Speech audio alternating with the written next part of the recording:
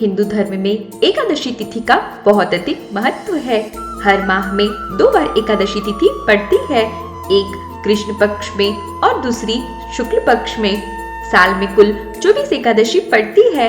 आषाढ़ मास के कृष्ण पक्ष में पड़ने वाली एकादशी को योगिनी एकादशी के नाम से जाना जाता है। एकादशी तिथि भगवान विष्णु को अति प्रिय होती है। इस दिन विधि विधान से भगवान विष्णु की पूजा अर्चना की जाती है। भगवान विष्णु की पूजा करने से सभी मनोकामनाएं पूरी हो जाती है। तो आइए जानते हैं एकादशी तिथि के पूजा सामग्री के बारे में। इसमें श्री विष्णु जी का चित्र या मूर्ति, पुष्प, नारियल, सुपारी, फल, लौंग, धूप, दीप, घी, पंचामृत, अक्षत, तुलसी दल, चंदन, मिष्ठान आदि। तो आइए जानते हैं एकादशी के महत्व के बारे में।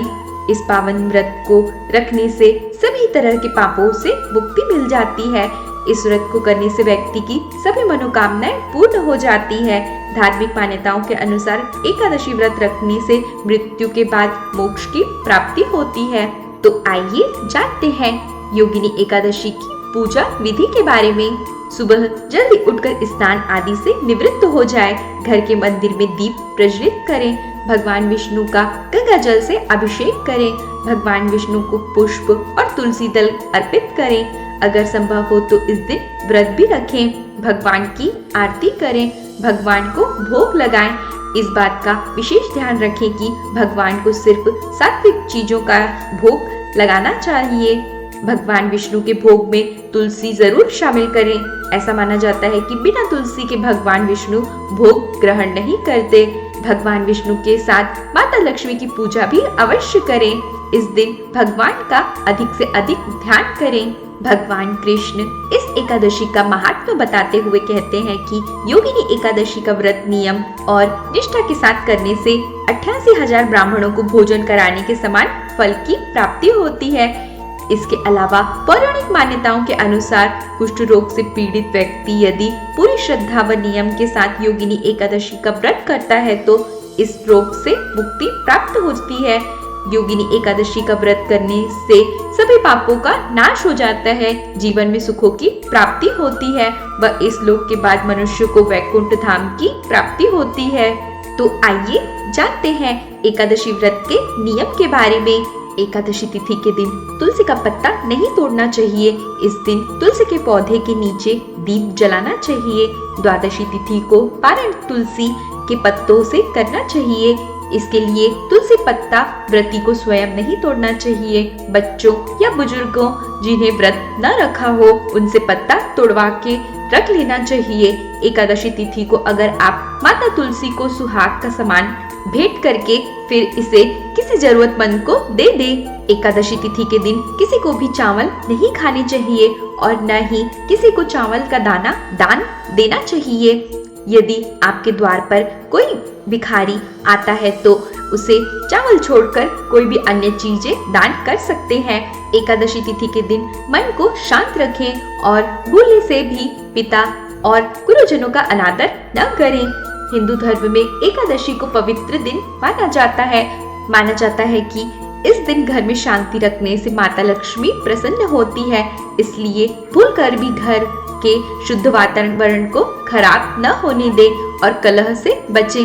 एकादशी तिथि के दिन मसूर, उड़द, चने, गोभी, गाजर, शलजम, पालक का साग इत्यादि का सेवन नहीं करना चाहिए। इस दिन आपके पूरे कामों से भी दूरी रखनी चाहिए। जुआ, पान, पराई निंदा, चुगली, चोरी, हिंसा, क्रोध तथा झूठ, कपट आदि अन्य कुकर्मों से दूर रहना चाहिए। एकादशी के दिन घर में झाड़ू न लगाएं। इससे चींटी आदि सूक्ष्म जीवों की मृत्यु का भय रहता है। इस दिन बाल न कटाएं, मधुर बोलें तथा मन में शांति रखें। तो आइए जानते हैं एकादशी व्रत की कथा के बारे में। धर्मराज युधिष्ठिर कहने लगे कि भगवान, मैंने ज्येष्ठ शुक्ल एकादशी के व्रत का महात्म्य सुना है। इसका क्या नाम है? महात्म्य क्या है यह भी बताइए। कृष्ण कहने लगे, हे राजन, आषाढ़ मास की एकादशी का नाम योगिनी एकादशी है। इसके व्रत से समस्त पाप नष्ट हो जाते हैं। यह इस लोक में भोग और परलोक में मुक्ति देने वाली है। यह तीनों लोकों में प्रसिद्ध है। मैं तुमसे पुराणों में वर्णन की हुई कथा कहता हूँ, ध्यान पूर्वक सुनो। स्वर्गधाम की अलकपुरी नामक नगरी में कुबेर नाम का राजा रहता था। वह शिव भक्त था और प्रतिदिन शिव की पूजा किया करता था। हेम नाम का एक माली पूजन के लिए फूल लाया करता था। हेम की विशालाक्षी नाम की सुंदर स्त्री थी। एक दिन वह मानसरोवर से पुष्प तो ले आया, लेकिन कामास्थ होने के कारण वह अपनी स्त्री से रमण करने लगा। इधर राजा उसकी दोपहर तक राह देखता रहा।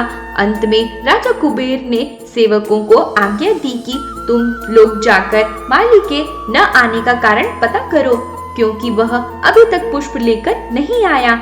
सेवकों ने कहा कि महाराज, वह पापी अतिक्रमी है, अपनी स्त्री के साथ रमण कर रहा था। यह सुनकर कुबेर को क्रोध आ गया और उन्होंने उसे बुलाया। हेममाली राजा के भय से कांपता हुआ उपस्थित हुआ। राजा कुबेर ने क्रोध में आकर कहा, अरे पापी नीच कामी, तूने मेरे परम पूजनीय ईश्वरों के ईश्वर श्री शिवाजी महाराज का अनादर किया है, इसलिए मैं तुम्हें श्राप देता हूँ कि तू स्त्री का वियोग सहेगा और मृत्युलोक में जाकर कोढ़ी होगा। कुबेर के श्राप से हेममाली का स्वर्ग से पतन हो गया और वह उसी क्षण पृथ्वी पर जा गिरा। भूतल पर आते ही उसके शरीर में श्वेत कोढ़ हो गए। उसकी स्त्री भी उसी समय अंतर ध्यान हो गई। मृत्युलोक में आकर माली ने महान दुख भोगे। भयंकर जंगल में जाकर अन्न और जल के कारण भटकता रहा।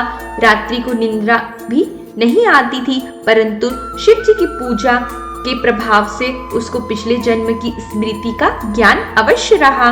घूमते घूमते एक दिन वह मार्कंडेय ऋषि के आश्रम पहुंच गया, जो ब्रह्मा से भी अधिक वृद्ध थे और जिनका आश्रम ब्रह्मा की सभा के समान लगता था।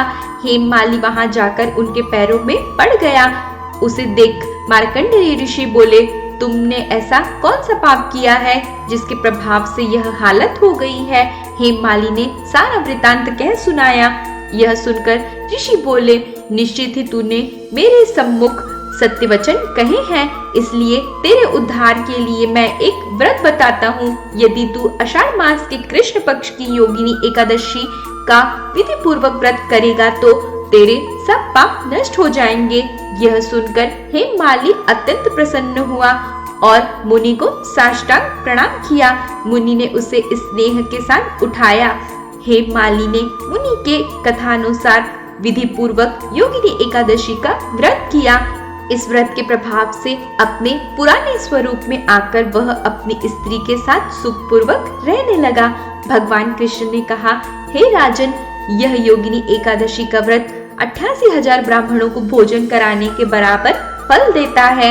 इसके व्रत से समस्त पाप दूर हो जाते हैं और अंत में स्वर्ग की प्राप्ति होती है। तो आज हमने योगिनी एकादशी की पूजा विधि, कथा एवं उसके महत्वों के बारे में चर्चा की। आशा है कि आपको हमारी सारी वीडियोस पसंद आ रही होंगी। आप कमेंट बॉक्स में अपनी राय अवश्य दें। इसी के साथ मैं अनामिका आप लोगों से विदा लेती हूँ। धन्यवाद।